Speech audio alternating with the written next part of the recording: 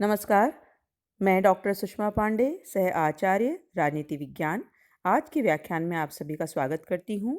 आज हम चर्चा करेंगे बीए फाइनल में पढ़ाए जाने वाले प्रथम प्रश्न पत्र पाश्चात्य राजनीतिक विचारकों के संदर्भ में, जो कि राजनीति विज्ञान विषय का एक महत्वपूर्ण विषय है। और उसमें हम आज चर्चा करेंगे कार्ल मार्क्स के इतिहास की आर्थिक व्याख्या या आर्थिक नियतिवाद के सिद्धांत के बारे में।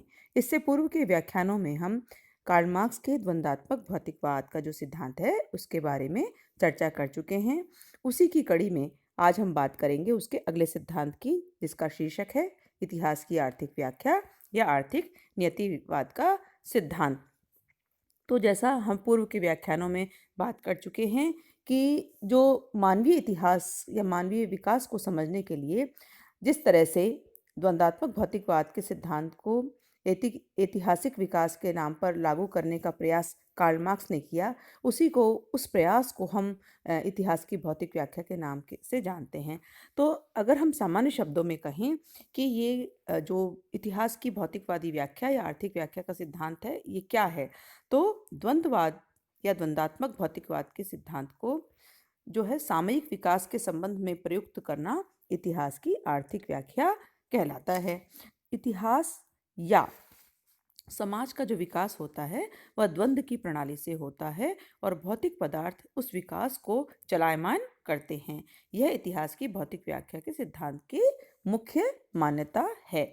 और साथ ही साथ अगर हम देखें इसके नाम को लेकर के, तो इसको अलग अलग नामों से भी जाना जाता है।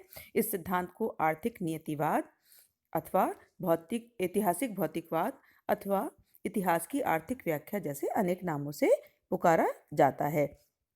तो यहाँ हम जब बात करते हैं इतिहास की आर्थिक व्याख्या की, तो इस संदर्भ में अपने विचारों को स्पष्ट करते हुए कार्ल मार्क्स कहते हैं कि इतिहास की जितनी भी घटनाएं हैं आर्थिक अवस्था में होने वाले परिवर्तनों का परिणाम होती हैं और किसी भी राजनीतिक संगठन या उसकी न्याय व्यवस्था का ज्ञान प्राप्त करने के लिए उसके आर्थिक ढांचे का ज्ञान होना बहुत जरूरी होता है। और साथ ही साथ वो यह भी कहते हैं कि मानवीय क्रियाएं नैतिकता, धर्म या राष्ट्रीयता से नहीं बल्कि आर्थिक तत्वों से प्रभावित होती हैं। तो इस तरह से हम देख सकते हैं कि कार्ल मार्क्स ने इतिहास की आर्थिक व्याख्या की बात हमारे सामने की है। अब हम अगले बिंदु में जब हम चर्चा करेंगे कि किस तरह से प्लेटो जो हैं इस विचार क्रम को अपने को आगे बढ़ाते हैं, तो उस विचार क्रम के साथ वो बात करते हैं कि जो मानव का जो इतिहास है वो विभिन्न अवस्थाओं में बटा हुआ है। यहाँ मैं आपको स्पष्ट कर दूं, अपने इस विचार के संदर्भ में कार्ल मार्क्स कहते हैं कि उत्पत्ति का जो सिद्धांत है उसका निरंतर विकास होता रहता है। वे गतिमान हैं और परिवर्तनशील हैं। उनकी परिवर्तनशीलता का परिणाम होता है क्या? कि हमारे जीवन यापन के ढंग में परिवर्तन होता है, ऐसा मार्क्स का कहना है। और मार्क्स ने अपनी इस आर्थिक व्याख्या के आधार पर अब तक की और भावी यानी भविष्य के मानवीय इतिहास को लेकर के विभिन्न अवस्थाओं के बारे में बताया है।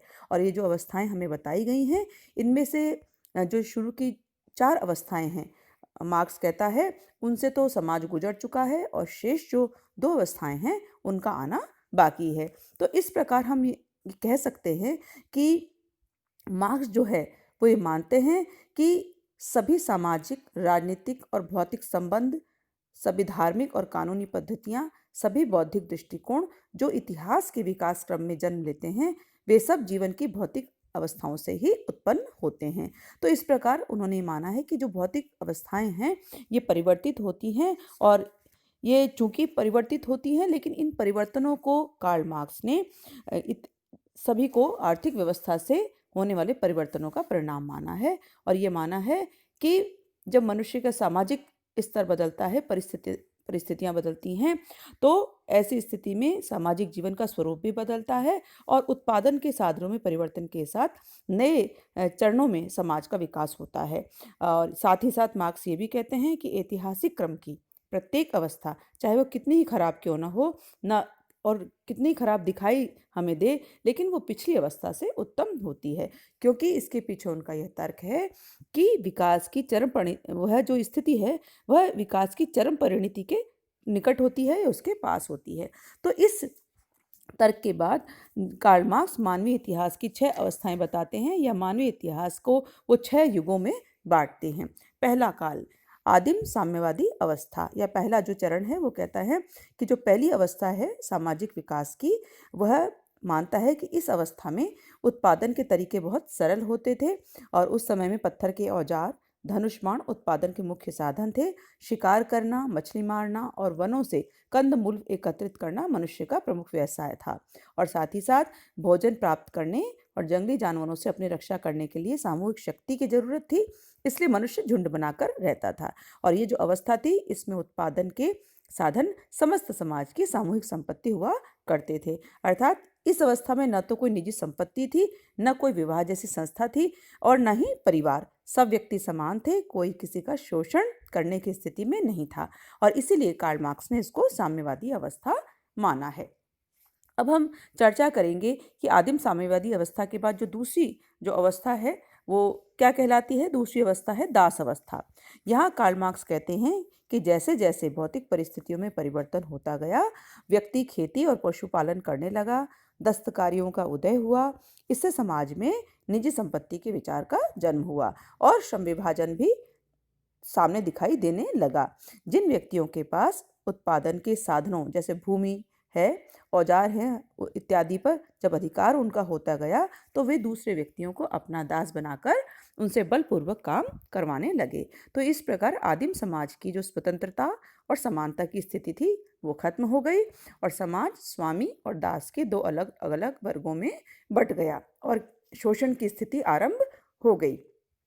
तो आर्थिक क्षेत्र में इस अवस्था के अनुसार ही राजनीतिक संगठन बनने लगे, स्थापित होने लगे, तथा दर्शन और साहित्य की रचना हुई। अब आती है मानव इतिहास की तीसरी अवस्था, जिसको कार्ल मार्क्स कहते हैं सामंती अवस्था या सामंतवादी अवस्था। इस अवस्था के बारे में मार्क्स कहते हैं कि जब उत्पादन के साधनों में और तेजी हुई, उन्नति हुई और तीव्रता आने लगी, एक नया नया एक स्वरूप इनका हमारे सामने आया, और उसमें क्या देखने को मिला कि लोहे के हल और करघे आदि का चलन हुआ, तथा कृषि, बागवानी और कपड़ा बनाने के उद्योगों का विकास हुआ। अब उत्पादन के जो नए साधन आए, इनके सफल प्रयोग करने के लिए यह बहुत जरूरी था कि श्रमिक अपना कार्य अपनी रुचि के साथ और अपनी योग्यता के साथ करे। तो दास प्रथा के स्थान पर एक नए प्रकार के उत्पादन के संबंध कायम हुए, स्थापित हुए, जिसको सामंती व्यवस्था के नाम से जाना जाता है। इस सामंती व्यवस्था के अंतर्गत जो समस्त भूमि थी और उत्पादन के जो साधन थे उसके क्या होते थे, स्वामी होते थे, लेकिन भूमि पर खेती और दस्तकारियों का कार्य किसान और श्रमिक ही करते थे। किसानों पर सामंतों का नियंत्रण दास प्रथा की तुलना में यद्यपि कम था, लेकिन इस अवस्था में भी शोषण इतना ही ज़्यादा था जितना कि दास अवस्था में था। तो इस अवस्था में शोषक और शोषितों का संघर्ष निरंतर चलता रहा। सामंती अवस्था के बाद जो चौथा जो हम देखते हैं रूप इस विकास का, वो कहलाया पूंजीवादी अवस्था। तो यहाँ कार्ल मार्क्स कहते हैं कि 18वीं सदी के उत्तरार्ध में औद्योगिक क्रांति हुई, जिसने उत्पादन के साधनों में आमूल परिवर्तन कर दिया, यानी काफ़ी बदलाव हो गया। और इस अवस्था में पूंजीपति उत्पादन के साधनों का स्वामी होने लगा, लेकिन वस्तुओं के उत्पादन का जो कार्य है वो श्रमिक ही करते थे। वस्तुओं का उत्पादन बहुत बड़े पैमाने पर किया गया, और श्रमिक इस अर्थ में तो स्वतंत्र थे कि पूंजीपति उनको बेच और खरीद नहीं सकते थे, लेकिन श्रमिकों के पास उत्पादन के साधन चूंकि नहीं होते थे, इसलिए उनकी वास्तविक स्थिति दासों से ज़्यादा अच्छी नहीं होती, और वे पूंजीपतियों के भयंकर शोषण के शिकार होते थे। इस शोषण के परिणाम स्वरूप समाज में दो वर्गों की स्थिति दिखाई देने लगी। पहला वर्ग था बुर्जुआ शोषक वर्ग, और दूसरा था सर्वहारा शोषित वर्ग। इनके बीच एक संघर्ष की उसकी इस जो स्थिति है वो उत्पन्न हो गई, जो अपने चरम इस उत्कर्ष पर या चरम स्थिति पर पहुंचकर पूंजीवाद को समाप्त कर देती है, ऐसा कार्ल मार्क्स का कहना था। साथ ही मार्क्स ये भी कहते हैं कि पूंजीवादी युग के उत्पादन संबंधों के अनुरूप ही इस युग की राजनीतिक व्यवस्था, नैतिकता, कला, साहित्य और दर्शन भी होता है। अब हम बात करते हैं कि पांचवा जो अवस्था है जो हमें इस इतिहास के कालक्रम के बारे में मार्क्स द्वारा बताई गई है, वह है श्रमिक वर्ग के अधिनायकत्व की अवस्था। यहाँ कार्ल मार्क्स कहते हैं कि पूंजीवादी अवस्था में द्वंद्वात्मक भौतिकवाद के अनुसार प्रतिक्रिया होगी और परिणाम स्वरूप ऐतिहासिक विकास की पांचवी अवस्था अर्थात श्रमिक वर्ग के अधिनायकत्व की अवस्था आएगी। इस युग में श्रमिक वर्ग जो है वो उत्पादन के समस्त साधनों का उसका स्वामी हो जाएगा, उसका जो अधिनायकत्व है वो स्थापित हो जाएगा। और पूर्व अवस्थाओं और इस व्यवस्था में अंतर केवल ये होगा कि दास अवस्था, सामंती अवस्था और पूंजीवादी अवस्था में तो अल्पमत वर्ग कौन था? उत्पादन साधनों का स्वामी वर्ग बहुमत वाले श्रमिक वर्ग का शोषण करता था। लेकिन इस अवस्था में बहुमत का जो जो वर्ग है, और वो कौन सा है? वो है श्रमिक वर्ग। वह पूंजीवादी वर्ग के जो अवशेष तत्वों के खिलाफ राज्य शक्ति का प्रयोग करके उसे पूरी तरह से समाप्त कर देगा। इसके बाद आती है अंतिम अवस्था जो कहलाती है साम्यवादी अवस्था। कार्ल मार्क्स कहते हैं कि पूंजीवादी तत्वों के पूर्ण विनाश के बाद मानवीय इतिहास की अंतिम अवस्था साम्यवादी अवस्था या राज्यविहीन और वर्गविहीन समाज की अवस्था आएगी। और मार्क्स द्वारा इस साम्यवादी अवस्था का विस्तार के साथ चित्रण न करके केवल उसके दो लक्षण हमारे सामने प्रस्तुत किए गए हैं। पहला कि यह समाज राज्यविहीन और वर्गविहीन होगा और इसके अंतर्गत शोषक और शोषित इस प्रकार के दो वर्ग नहीं बल्कि केवल एक वर्ग होगा और वो कहलाएगा श्रमिकों का वर्ग। और साथ ही साथ मार्क्स कहते हैं कि चूंकि राज्य एक वर्गीय संस्था है, अतः वर्गविहीन समाज में राज्य स्वतः ही लुप्त हो जाएगा या खत्म हो जाएगा। और जो दूसरी बात वो कहते हैं कि इस समाज के अंदर वितरण का सिद्धांत होगा, अर्थात प्रत्येक व्यक्ति अपनी योग्यता के अनुसार कार्य करेगा और उसको उसकी आवश्यकता के अनुसार प्राप्ति होगी। तो इस तरह से कार्ल मार्क्स ने मानव इतिहास की 6 अवस्थाओं के बारे में हमारे सामने विस्तृत रूप से विवरण प्रस्तुत किया है। तो आज का यह व्याख्यान यहीं खत्म होता है। अगले व्याख्यान में हम कार्ल मार्क्स के इतिहास की आर्थिक व्याख्या के इसी सिद्धांत के अगले बिंदु के बारे में चर्चा आरंभ करेंगे। तब तक के लिए आप सभी का बहुत बहुत धन्यवाद।